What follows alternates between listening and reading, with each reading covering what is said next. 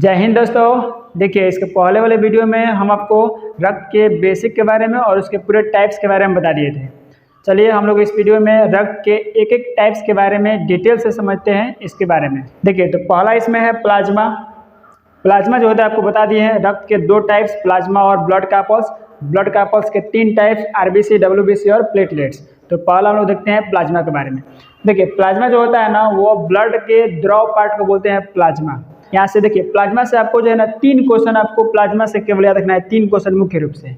पहला कहेगा क्वेश्चन कि पूरे ब्लड का अधिकांश भाग क्या होता है, तो प्लाज्मा। फिर कहेगा कि ब्लड के लिक्विड पार्ट को क्या बोलते हैं, तो प्लाज्मा होता है। ब्लड में हल्का पीला रंग क्या कहलाता है, तो प्लाज्मा होता है। तो ये प्लाज्मा से आपको 3 क्वेश्चन याद रखना है, इंपॉर्टेंट है। अब देखिए, प्लाज्मा जो होता है ना, ये तरल चिपचिपा पदार्थ होता है, यानी बहुत ही लिक्विड पार्ट है, चिपचिपा होता है। ये 60% तो आपको बता दिए हैं, पूरे ब्लड का 60% ये होता है। इसका रंग जो है ना हल्का पीला रंग। अब इसमें जल जो है ना 90% होता है।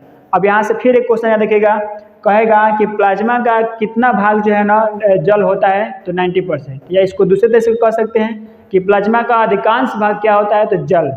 पूरे ब्लड का अधिकांश भाग प्लाज्मा और प्लाज्मा का अधिकांश भाग जल। समझ रहे हैं ना आपको।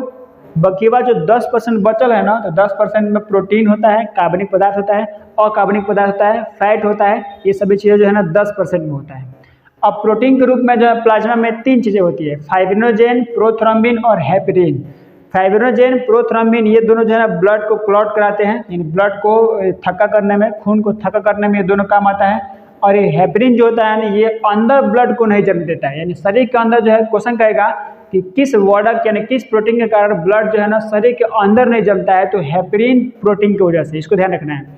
हेपेरिन में एक कमी होता है, ये अंदर तो ब्लड को नहीं जमने देता है, यानी अंदर पूरे गाइड रखता है कि किसी को जमना नहीं है, किसी को जमने नहीं देता है। लेकिन इसका एक कमजोरी ये है कि जब ये शरीर के अंदर रहेगा ना, तो आराम से ब्लड को जमने नहीं देगा, यानी पूरे ब्लड को रनिंग कराते रहेगा। किसी को जमना नहीं है, किसी को जमना नहीं है, पूरे दौड़ते रहो, जिंदगी भर दौड़ते रहो। लेकिन इसकी कमजोरी होते हैं, जैसे ही ये जो है ना हवा के संपर्क में आता है ना, तो ये हवा से अभिक्रिया करके और बेचारा ऐसे ही मर जाता है। हेपेरिन मर गया। अब हेपेरिन मर गया तो ये जो प्रोथ्रोम्बिन और फाइब्रिनोजेन है ना, ये फ्री हो गए, अपने आप को फ्रीडम महसूस करने लगे। अरे अब कौन रोकेगा, अब जहाँ मर्जी तहाँ ब्लड को जमा देंगे, शरीर में जमा देंगे, चाहे बाहर जमा देंगे। चूँकि ये तो शरीर के अंदर मरता नहीं है हेपेरिन, ये मरता है कब, जब हवा का संपर्क में आता है। तब हवा का संपर्क में कब आएगा, जब जो है हम लोग का शरीर में कहीं कट जाएगा, वहाँ से ब्लड निकलेगा, तभी ना हवा के संपर्क में आएगा। तो जैसे ही कहीं शरीर पे कटता है, तो वहाँ पे हेपेरिन, ब्लड के अंदर है प्रोटीन, वो निकलता है। हेपेरिन बेचारा हवा के संपर्क में आया, मर गया। अब ये जो फाइब्रिनोजेन और प्रोथ्रोम्बिन फ्री हो गए, आराम से ब्लड को क्लॉट करा देते हैं। हालांकि ब्लड को क्लॉट कराने में सबसे मेन काम आता है प्लेटलेट्स का। ये जो है ना जाके वहाँ पे मुंह पे फंसा देता है, चूँकि कड़ है, तो ये जो है ना ब्लड को क्लॉट कराने में अच्छा काम आता है। हम आपको बताएंगे ब्लड कैसे क्लॉट होता है, पूरा अच्छे से बताएंगे। तो देखिए, ये 3 प्रोटीन है, फाइब्रिनोजेन, प्रोथ्रोम्बिन और हेपेरिन। हेपेरिन से याद रखिएगा, ये शरीर के अंदर जो ब्लड को नहीं जमने देता है। अब ब्लड को क्लॉट करने में फाइब्रिनोजेन और प्रोथ्रोम्बिन अच्छे से काम आते हैं, यही जो ब्लड को क्लॉट करते हैं। अब देखिए, प्लाज्मा से एक और चीज़ होता है, सीरम। देखिए, सीरम होता क्या है, तो जब प्लाज्मा से हम लोग फाइब्रिनोजेन निकाल देते हैं ना, तो इसको बोलते हैं सीरम। सीरम जो होता है ना हल्का पीला होता है। जितने भी बीमारी की जाँच होती है ना, वो सीरम से होता है। जैसे कोरोना में आप सुने होंगे ना कि प्लाज्मा को डोनेट किया जा रहा है, तो प्लाज्मा का डोनेट के थ्रू जो है ना प्लाज्मा में होता है एंटीबॉडी। तो जिसको प्लाज्मा डोनेट किया जाता है ना, तो उसे एंटीबॉडी दी जाती है। तो इसी प्लाज्मा के अंदर एंटीबॉडी होता है जो बीमारी से रक्षा करता है। इसके कार्य हम बताएंगे। तो सीरम जो होता है ना, उसका अंदर फाइब्रिनोजेन जो है नहीं होता है, इसको याद रखिएगा। इसी से बीमारी की जाँच होती है। ये हल्का पीले रंग का होता है। अब इसका कार्य के बारे में समझते हैं। तो शरीर में प्रतिरक्षा करना एंटीबॉडी इसी में होता है, जो शरीर को रोगों से बचाता है, यही प्लाज्मा। रक्त जो है ना, रक्त को थक्का करने में काम आता है, क्योंकि ये दोनों है फाइब्रिनोजेन और प्रोथ्रोम्बिन, रक्त को, ब्लड को क्लॉट कराते हैं। पदार्थ के रूप में हार्मोन, पदार्थों का, हार्मोनों का परिवहन जो पूरे शरीर में यही करता है, क्योंकि यही तो लिक्विड पार्ट है, इसी में सारा चीज़ घुल जाता है और ये पूरे शरीर में रनिंग करते रहता है। अब हम समझते हैं दूसरा चीज़ जो है ना, इसका दूसरा भाग है जो ब्लड कार्पल्स। उसमें पहला प्रकार आरबीसी यानी रेड ब्लड सेल है, जिसको हम बोलते हैं लाल रक्त कोशिका। अब लाल रक्त कोशिका के बारे में समझते हैं। देखिए, लाल रक्त कोशिका में जो है ना रुधिर कणिकाएं 99% होती है, यानी नामी। देखिए, जो है ठोस पार्ट है, ब्लड का ठोस पार्ट यही है। तो ये लाल रक्त कोशिका में जो है ना लाल रुधिर जो कणिकाएं होती है ना, वो 99% होती है, ठोस पार्ट। तो 99% रुधिर कणिकाएं होती है। संख्या कहेगा आरबीसी का संख्या, तो 50 लाख। 50 लाख मतलब कि 5 मिलियन, दोनों में याद रखिएगा। 50 लाख इसकी संख्या होती है। इसका टेक्निकल नाम जो होता है ना आरबीसी का, इसे बोलते हैं इरिथ्रोसाइट, यानी बायोलॉजिकल नाम है इरिथ्रोसाइट। जैसे ह्यूमन का, हम लोग का बायोलॉजिकल नाम क्या है, होमो सेपियंस। इसी तरह हर एक बहुत चीज़ का जो है टेक्निकल नाम है, उसी तरह इस आरबीसी का भी टेक्निकल नाम क्या है, इरिथ्रोसाइट, यानी बायोलॉजिकल नाम एक तरह समझिए, बायोलॉजी में नाम है। इसमें हीमोग्लोबिन बढ़ पाया जाता है जिसकी वजह से रेड होता है। आपको बता दिए हैं कि हीमोग्लोबिन में दो चीज़ होता है, हीम और ग्लोबिन। ग्लोबिन प्रोटीन है जो 98% होता है, और हीम जो है ना वो एक तरह से वड़क है लाल रंग जो 4% होता है। इसी हीम के अंदर जो है लोहा पाया जाता है, लोहा जो ऑक्सीजन सब क्रिया करके, और यही जो है रेस्पिरेशन का काम करता है। जैसे समझिए यहाँ पे ब्लड के अंदर जो ब्लड जो है रेड होता है, रेड हीमोग्लोबिन को होता है, एच लिख दिया हीमोग्लोबिन। इसका अंदर लोहा होता है, और यही लोहा जो है ऑक्सीजन सब क्रिया करके ऑक्सी हीमोग्लोबिन बनाता है जो रेस्पिरेशन में काम आता है। इसका जीवन काल जो है ना 120 दिन होता है। आरबीसी का जीवन काल 120 दिन। जब ये मरता है ना तो जाता है कहाँ पे, स्प्लीन में, यानी तिल्ली या प्लीहा में जाता है। इसीलिए आरबीसी का कब्रिस्तान बोला जाता है स्प्लीन या तिल्ली को। इसमें जो है ना केंद्रक नहीं पाया जाता है। इसको इंपॉर्टेंट याद रखिएगा ना कि आरबीसी के अंदर जो है केंद्रक के न्यूक्लियस नहीं पाया जाता है। जब इसका अंदर न्यूक्लियस होता ही नहीं है तो इसका अंदर जितने भी लाइसोसोम वगैरह होंगे नहीं होगा, क्योंकि केंद्रक के तो अंदर जो है सारा चीज़ होता है, लाइसोसोम है, माइटोकॉन्ड्रिया, जो भी चीज़ें होता है सब इसी के अंदर होता है, केंद्रक के अंदर। तो इसमें जब केंद्रक होकबे नहीं करेगा तो लाइसोसोम कहाँ से होगा, नहीं होगा। इसी वजह से जब ये मरता है ना तो चला जाता है स्प्लीन में, क्योंकि इसका अंदर जो है लाइसोसोम नहीं होता है। यही तो लाइसोसोम जो है ना कोशिका में जो भी नष्ट हुआ होता है उसको खा पी खत्म करता है। तो आरबीसी में ये लाइसोसोम नहीं होता है, केंद्रक नहीं होता है, जिसकी वजह से ये चला जाता है स्प्लीन में, और स्प्लीन में जाके मर जाता है। वही वहाँ पे स्प्लीन जो उसको नष्ट कर देता है और स्टोर भी वही करता है। लेकिन कुछ ऐसे जीव होते हैं जिनमें जो है ना आरबीसी में न्यूक्लियस होता है। जैसे ऊँट है, ऊँट सुना रहे ना आपको, लामा एक जीव है, लामा एक जीव होता है, लामा। इस दोनों जीव में जो है ना आरबीसी में केंद्रक होता है। तो केंद्रक होगा तो लाइसोसोम होगा, लेकिन हम लोगों में है, अधिकांश जानवरों में है, इस सब में लाइसोसोम नहीं होता है। इसको ध्यान रखना है, केवल ऊँट में और लामा में होता है। अब इसका कब्रिस्तान अभी बता दिए हैं, कब्रिस्तान जो है ना स्प्लीन होता है, क्योंकि वहीं पर जाके मरता है, क्योंकि इसका अंदर लाइसोसोम नहीं होता है। निर्माण जो है ना बोन मैरो में होता है, आपको बता दिए हैं बोन मैरो का निर्माण होता है।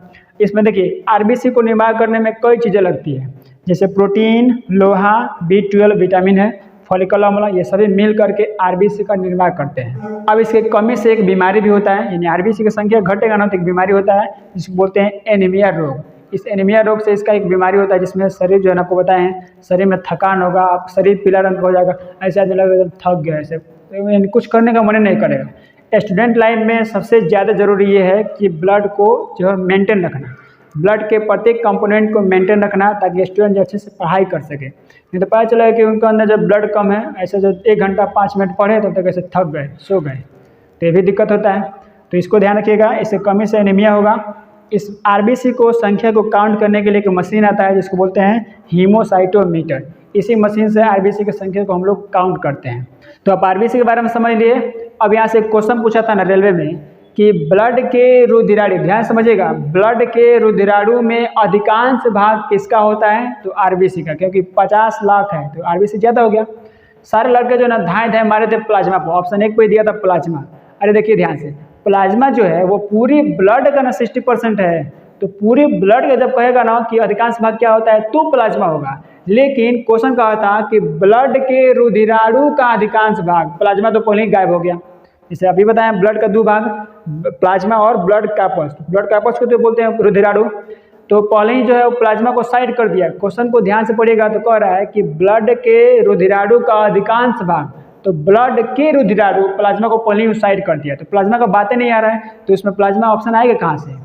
तो यहाँ से जल्दीबाजी में क्वेश्चन पढ़िएगा तो ऐसे गलत हो जाता है। तो ब्लड के रुधिराणु का अधिकांश भाग किसका होता है, आरबीसी होता है। पूरे ब्लड का जब कहेगा ना तो पूरे ब्लड का अधिकांश भाग हो जाएगा प्लाज्मा। बात समझ रहे हैं आपको यहाँ तक। देखिए जब हम सोते हैं ना तो उस समय आरबीसी संख्या जो है ना कम होता है, घटता है, और जैसे जैसे हम लोग ऊंचाई पर जाते हैं ना तो वैसे वैसे हमारे आरबीसी की संख्या बढ़ता है। यानी लगभग जो है ना 4200 मीटर ऊंचाई पर जाएंगे ना तो हमारे आरबीसी की संख्या में 30% की वृद्धि होती है। इसका रीज़न ये होता है ना कि जैसे जैसे आदमी ऊंचाई पर जाता है तो वैसे वैसे ऑक्सीजन घटता है, और ऑक्सीजन के घटने से हमारे शरीर में ऑक्सीजन कम होगा, आरबीसी में भी ऑक्सीजन कम होगा, इसीलिए उसका आकार जो है ना बढ़ते जाता है। क्योंकि आरबीसी का जो संरचना होता है वो गोल होता है, ऐसे गोल, और बीचों में से धसल होता है, चपटा, यानी दोनों साइड जो है ना धसा होता है गोल अवतल के जैसा, इसको बोलते हैं इसको उभयावतल। तो जैसे ही हम लोग ऊंचाई पर जाते हैं ना तो इसमें आरबीसी संख्या में वृद्धि होता है। इसको याद कैसे करेंगे, तो देखिए आरबीसी की संख्या वृद्धि करने का भी ये सिंबल यही है। और ऊंचाई पे भी जाने का सिंबल यही है। तो जैसे जैसे हम ऊंचाई पे जाएंगे वैसे वैसे आरबीसी की संख्या क्या होगा, बढ़ते जाता है। तो अब प्लाज्मा और आरबीसी के बारे में समझ लिए, तब इसका स्क्रीनशॉट लीजिए। अब हम लोग डब्ल्यूबीसी के बारे में समझते हैं और प्लेटलेट्स के बारे में। अब हम डब्ल्यूबीसी के बारे में समझते हैं। देखिए डब्ल्यूबीसी जो है ना, इसे हिंदी में श्वेत रक्त कोशिका कहिए चाहे श्वेत रक्त कणिका कहिए, इंग्लिश में व्हाइट ब्लड सेल या व्हाइट ब्लड कार्पस कहते हैं। संख्या जो है ना वो 10 सेल होता है। जीवन काल आपको बता दिए हैं 4 दिन होता है। इसका टेक्निकल नाम यानी इसका बायोलॉजिकल नाम ल्यूकोसाइट। संरचना जो है ना अनियमित होता है, यानी इसका संरचना जो है ना इरेगुलर, यानी अमीबा का जैसा, अमीबा का संरचना बदलते रहता है ऐसे, वैसे भी इसका संरचना होता है। आरबीसी का संख्या जो है ना उभयावतल बताया आपको, उभयावतल होता है, लेकिन इसकी जो है कोई संरचना नहीं होता है, इसकी इधर उधर बदलते रहता है।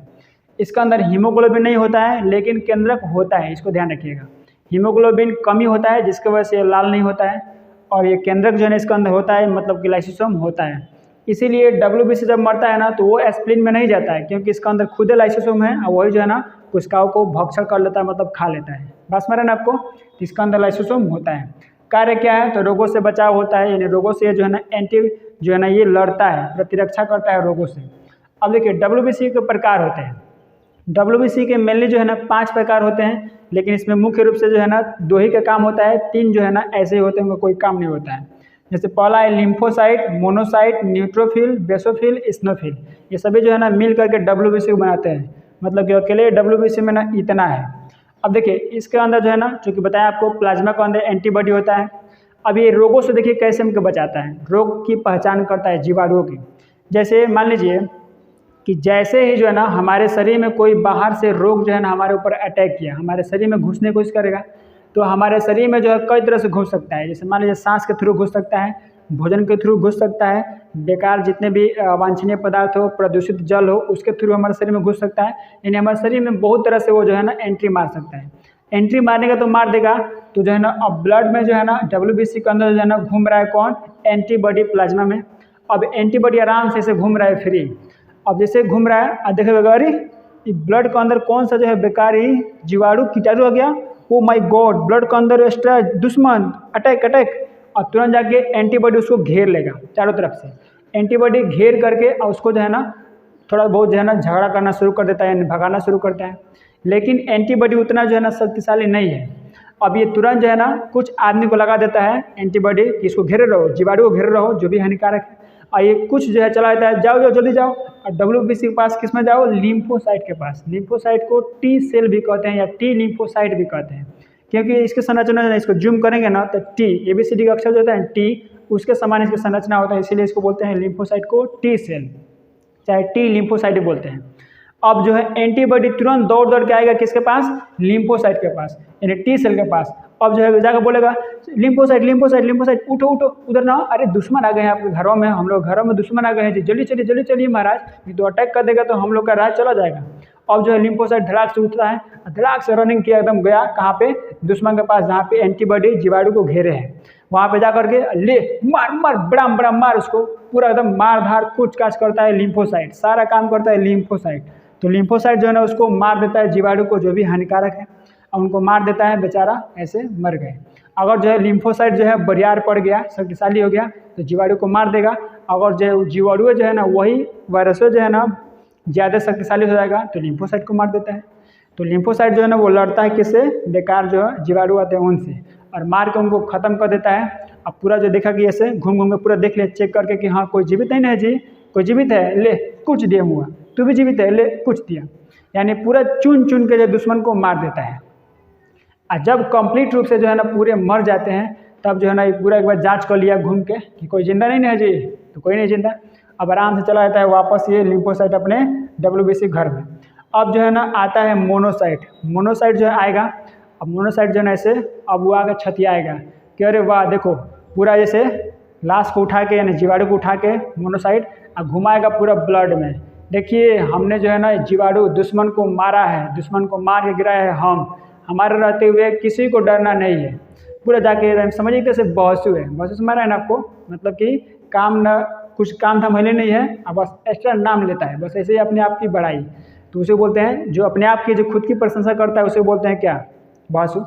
तो ये जो लिम्फोसाइट जो मोनोसाइट है ना, ये अब कहता है पूरे सेल को ब्लड में घूम करके कि हम जो है ना इसको मार दिए, दुश्मन को मार दिए, किसी को डरना नहीं है, हमारा तो कोई डरेगा नहीं। अब जो है ना ये मोनोसाइट जो मार दिया है ना, तो जितने भी लाश है ना जो जीवाणु का, उसको क्या करता है, खा लेता है, यानी भक्षण करता है। तो मोनोसाइट जितने भी लाश उसको खा लेता है, जिसकी वजह से कोशिका में सफाया होता है, यानी ब्लड साफ सुथरा होता है। नहीं तो पता चला कि ब्लड के अंदर वैसे ही जीवाणु मरा है तो ब्लड में गंदा हो जाएगा। तो मोनोसाइट जो है ना भक्षण करता है। अब यहाँ से दो चीज़ ध्यान रखिएगा, एंटीबॉडी रोगों की पहचान करता है, मतलब कि जीवाणु को पहचान करके घेरता है। लिम्फोसाइट झगड़ा करता है, उलझ के मारता है, उसको मार आराम से। अब मोनोसाइट उसको जो मर जाते हैं उसको खा लेता है। अब यहाँ से आप सोच के क्वेश्चन बताइए कि इन तीनों में साइज सबसे बड़ा किसका होना चाहिए? साइज बड़ा कौन होगा इसमें? थोड़ा सोच के बताइए तो कमेंट में। देखिए साइज जो है ना इसमें सबसे बड़ा होगा मोनोसाइट का। रीज़न समझिए, क्योंकि यही तो खाता है, जितना जीवाणु को लाश को खाएगा उतना ही इसका साइज बड़ा होगा। तो साइज में बड़ा कौन होगा? मोनोसाइट। शक्तिशाली कौन होगा? लिम्फोसाइट। पहचान कौन करेगा? एंटीबॉडी। बस मैंने आपको, ये पहचान करेगा, ये शक्तिशाली होगा, ये क्या करेगा? खाएगा तो इसका साइज बड़ा होगा। तो मोनोसाइट का साइज बड़ा होता है। बाकी न्यूट्रोफिल, बेसोफिल, एसिनोफिल इसका कोई खास काम नहीं है, ये केवल जो है ना ऐसे WBC के निर्माण में चले आते हैं। एक बीमारी होता है एड्स, जिसको बोलते हैं एक्वायर्ड इम्यूनोडेफिशिएंसी सिंड्रोम। वह एक वायरस की वजह से होता है जिसको बोलते हैं HIV वायरस, यानी ह्यूमन इम्यूनो वायरस। उसमें जो है ना लिम्फोसाइट जो, यानी उसका जो वायरस है ना HIV, वो जा करके ब्लड के अंदर जो है ना WBC में लिम्फोसाइट को बेचारा एक ही बार जाकर मार देता है। जब लिम्फोसाइट को मार देता है तो यही तो सारा चीज़ें लड़ रहा था। अब मान लीजिए हमारे शरीर में जो ब्लड में कोई बाहर से वायरस वगैरह जीवाणु घुसा तो एंटीबॉडी पहचान कर लेगा। अब जो एंटीबॉडी के अंदर उतना शक्तिशाली है ही नहीं है कि वो लड़ेगा, लिम्फोसाइट तो पहले से मर गया है। तो HIV जो वायरस होता है ना एड्स का, वो जा करके लिम्फोसाइट को मार देता है। अब जिसको HIV हो जाता है ना, वो बेचारा को अंदर जो है ना कोई बीमारी एक ही बार आ जाता है, यानी उसको अंदर जो है ना अंदर कोई रोग के जो लड़ने का क्षमता है वो पहले से खत्म, क्योंकि लिम्फोसाइट मर गया। अब देखिए HIV जो है ना 2-3 जगह जीवित रहता है। पहला या तो ब्लड के अंदर जीवित रह सकता है, दूसरा या तो स्पर्म के अंदर जीवित रह सकता है, नहीं तो तीसरा जो है ना ओवम यानी अंडाशय। इन 3 जगह के अलावा जो है ना और HIV कहीं भी जीवित नहीं रहता है, लार में नहीं रहेगा। इसीलिए किसको अगर HIV होता है ना उसको पता नहीं चलता कि HIV हुआ है। HIV एक ऐसा बीमारी है कि लगभग जो है ना 3-4-5 साल के बाद वो पता चलता है कि HIV हुआ है, तो स्टार्टिंग में नहीं पता चलता है। अब मान लीजिए किसी को नॉर्मली जब बुखार वगैरह सिर दर्द हुआ तो वो समझेगा कि बुखार हुआ है, वो थोड़ा समझेगा कि HIV हुआ है। HIV फैलने का कई रीज़न है। जब तक जो है ना ब्लड जो है ना एक ब्लड जो है दूसरे ब्लड से टच नहीं होगा ना, तब तक जो है HIV नहीं फैलेगा। और उसमें भी क्या है कि एक आदमी को जो है HIV यानी एड्स पॉजिटिव होना चाहिए, यानी किसी एक आदमी को एड्स है और उसका ब्लड जो है दूसरे के कांटेक्ट में चला गया, यानी टच हो गया किसी दूसरे आदमी को, तो उसको एड्स हो जाएगा। बाकी जो है ना HIV साथ रहने से नहीं फैलता है, एक में खाना खा लेने से, जूठा खा लेंगे तभी नहीं होगा। हाँ ध्यान रखना चाहिए, जूठा खा रहे हैं, अगर मान लीजिए जिसको एड्स हुआ है और उसके दांत से जो है ना इससे ब्लड निकल रहा है, और मान लीजिए जूठा खा रहे हैं तो वो ब्लड जो है मान लीजिए चला गया खाना में और उसी को जूठा खा लिए तो HIV हो जाएगा। तो ब्लड के यानी जूठा खाने से नहीं होगा, साथ रहने से नहीं होगा, हाथ मिलाने से नहीं होगा, एक साथ सोने से नहीं होगा। जब तक जब ब्लड टच नहीं करेगा तब तक जो है ना HIV नहीं होता है। तो HIV बीमारी में यानी एड्स में जो है लिम्फोसाइट मर जाता है, जिसके वजह से जो है ना उसमें एक ही बार कई बीमारी धावा मार देता है, आदमी को मृत्यु जो है फिक्स है। अभी भी जो है ना HIV का कोई दवा नहीं है। इसमें भारत जो है ना सबसे आगे है, यानी एड्स में का जो बीमारी है ना ये भारत में बहुत तेज़ी से फैलते जा रहा है। इसके बहुत से रीज़न है। तो ये बात समझ लिया आप WBC के बारे में। अब लास्ट बचा है ना प्लेटलेट्स। देखिए प्लेटलेट्स जो है ना हमारे शरीर में 2 लाख की संख्या में होता है, आपको पता है। इसका जीवन काल जो है 7 दिन होता है, केंद्रक इसमें नहीं होता है। तो ये भी जो है ना जाता है कहाँ पे? स्प्लीन में जाता है मरने के लिए। कार्य जो है ना ब्लड को क्लॉट करना, मुख्य रूप से ब्लड को जमाने में यानी खून को थका करने में प्लेटलेट्स का काम होता है। एक बीमारी होता है डेंगू, जो मच्छर काटने से होता है। उस डेंगू में जो है ना प्लेटलेट्स की संख्या घटने लगता है। जैसे हमारे शरीर में 2 लाख जो है एवरेज जो है प्लेटलेट्स होता है। अगर जो है किसी के शरीर में प्लेटलेट्स जो है ना 1,95,000 है, थोड़ा बहुत कम तभी ठीक है। अधिक है 2,05,000 10,000 तभी ठीक है। तो थोड़ा बहुत ज़्यादा कम होगा तो उससे दिक्कत नहीं होगा, लेकिन ज़्यादा घट जाएगा तब दिक्कत होगा। जैसे मान लीजिए किसी का अंदर जो प्लेटलेट्स जो है ना 1.5 लाख हो गया या 1 लाख हो गया, तो बहुत ज़्यादा कमी हो गया तो उस समय जो है ना बहुत दिक्कत हो जाएगा। प्लेटलेट्स के घटने से जो है ना शरीर में रोग की क्षमता घट जाती है, मतलब रोग का जो एंटीबॉडी है ना वो घट जाता है। 1 लाख से और कम हो जाएगा तो मरना फिक्स हो जाएगा, 80,000 90,000 का तो मर जाएगा आदमी। इसीलिए प्लेटलेट्स का हमारे शरीर में ठीक ठाक रहना बहुत ज़रूरी है। नहीं तो आदमी जो है कोई काम में मन ही नहीं लगेगा, आदमी को थकान महसूस होगा, ऐसे थोड़ा सा काम करेगा थक जाएगा। अब इसके बढ़ाने का उपाय है तो कई तरह से उपाय आता है। सबसे पहले आप ताज़ा फल खाइए, खूब ज़्यादा फल जितना खा सकते हैं खाइए। बकरी का दूध है उसको पीजिए, उससे भी प्लेटलेट्स बढ़ता है। बकरी का दूध पीजिए, एलोवेरा जेल को पीजिए। एलोवेरा जेल आता है ना, जैसे जितना भी हम लोग चेहरा वगैरह पर लगाते हैं, बाबा रामदेव का एलोवेरा, हिमालय, वो क्या एलोवेरा है, एलोवेरा का पौधा भी आता है। उसको अंदर का जो है ना लिक्विडो होता है ना जेल, उसको निकाल के और उसको पानी में उसको घोल के नमक डाला वगैरह के पिया भी जाता है। उसको एलोवेरा को पियेंगे तो प्लेटलेट्स आपका ठीक ठाक रहेगा। उसके बाद एक आता है ना होम्योपैथिक में दवा मिलता है गिलोई, गिलोई उसको बोलते हैं, उसको भी पीजिएगा तो भी एक तरह से ठीक रहेगा। 2-3 टाइम पीजिएगा दिन में तो अच्छा खासा प्लेटलेट्स जो है हो जाता है। तो ये जो है ना प्लेटलेट्स के बढ़ाने का उपाय है। अब ओवरऑल आपको ब्लड के बारे में कंप्लीट समझ में आ गया होगा। तो चलिए आज के लिए बस इतना ही।